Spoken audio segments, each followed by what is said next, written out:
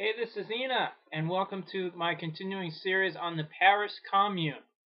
Last time I gave you a basic introduction of the Commune, and I want to start with some of the interpretations that developed out of it. And I'm only really limiting myself to radical interpretations of it. So let's do Mikhail Bakunin, probably one of the great anarchists, one of the great titan figures of anarchism. I haven't read overly much of Bakunin. I did like his God and the State. It was a little jumbled at times. I'm not generally a big fan of him. Being a Marxist, so I tend to take the opposite side in that debate. And I found some writings of Bakunin on the Commune, and in an anarchist anthology I have. It wasn't overly much, but I think it's enough to give you the basic flavor of what Bakunin had to say about the Commune. And at this point in history, Bakunin was still a member of the First International. He was quarreling with Marx, of course, but he was a pretty developed anarchist at this point. So Bakunin, he does support the Commune. He sees it as a rebuttal of the state. And remember, anarchists, they hate the state. I like to say we Marxists do too. And we just tend to take, I would argue, a more dialectical approach to that. But anyway, he is really proud that the Commune rebuts the state. You know, he says, instead, France had been the site of all this centralization for centuries.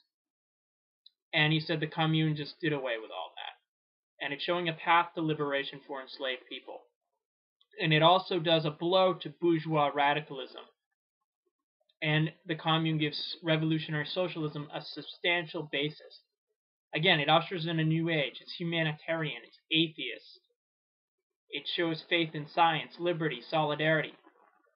And of course, Bakunin condemns the reactionaries who slander the Commune, along with Marx on this matter.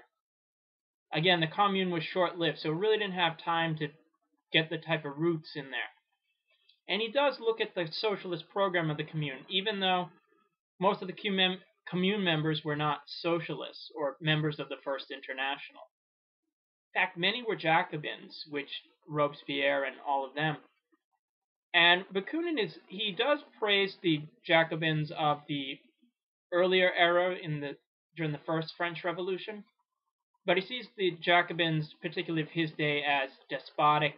They're favoring the centralization of the state, and there's a cult of unity and authority among them. And he says that at best they're reluctant socialists. They may have good intentions, but they have bourgeois prejudices as well. So, and because they're reluctant revolutionaries, they kind of paralyze the Commune and its decisions. Bakunin says it's really not their fault, actually, and he's given them a pretty good leeway. I thought he was rather intolerant of this, but I'm going to give him props for this. He says people can't be transformed overnight. You can't just overthrow your prejudices in one fell swoop. But anyway, he says the people of Paris were instinctively socialist, even though they have these Jacobin prejudices. And he's actually quite understanding of the difficult situation that Parisian socialists found themselves in. They do have relatively little support compared to the Jacobins, and they have to find work for the population in this besieged city during the Commune. And the Jacobins have advantage in the Commune. They have political instinct. They have experience with governmental organization, and the whole tradition of Jacobin revolutionaries that have been ingrained in Paris for at least 70 plus years. Bakunin also, he deals with a criticism of socialists within the First International and those without it, who leveled against the Parisian socialists who were not, they were claiming were not faithful to the socialist program. And Bakunin is understanding of actually the Parisians in this. He says, they had to be flexible, and the theory and practice are not easily bridged because the Commune was in such a difficult straits. And he says the socialists in Paris were men of good faith.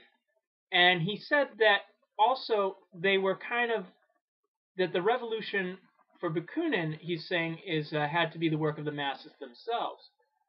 And otherwise, and he's saying that it would be the work from above, the state. and the state would be reconstituted otherwise with its despotism, its inequality, and its privilege. And he said the socialists in Paris were against initiative coming from the state due to this. And he's praising them for that. He's praising them for relying on the masses themselves. And he's saying, again, Bakunin says the state can't satisfy the needs of the masses. Only the masses can do that for themselves. And that the revolution must destroy the state with its laws, its privileges. And of course the church as well, which stands for the bourgeoisie and the state, and the clergy within this is a privileged stratum. And this has to be done to secure liberty. Now, whatever else you may say about Bakunin's activity within the First International or his anarchism in general, I personally found little to disagree with in his assessment of the Commune. I thought it was well-reasoned, well-argued, and in general it was something I don't think most Marxists would have a problem with. But I do have criticisms of it. And it's mostly, and maybe it's just because I had an incomplete copy of the text in my anthology, is that there's certain things that are left out of Bakunin's assessment of the Commune. It's incomplete. And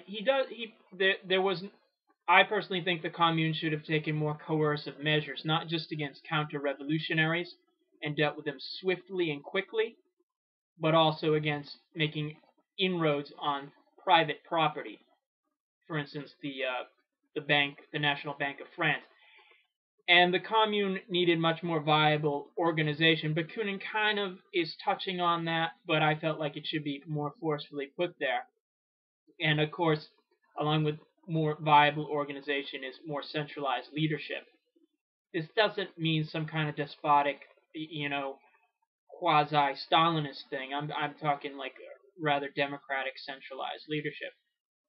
And Bakunin is praising the Commune's spontaneity, as pretty much everyone who looks at it from a revolutionary perspective does, but it needs to be sustained.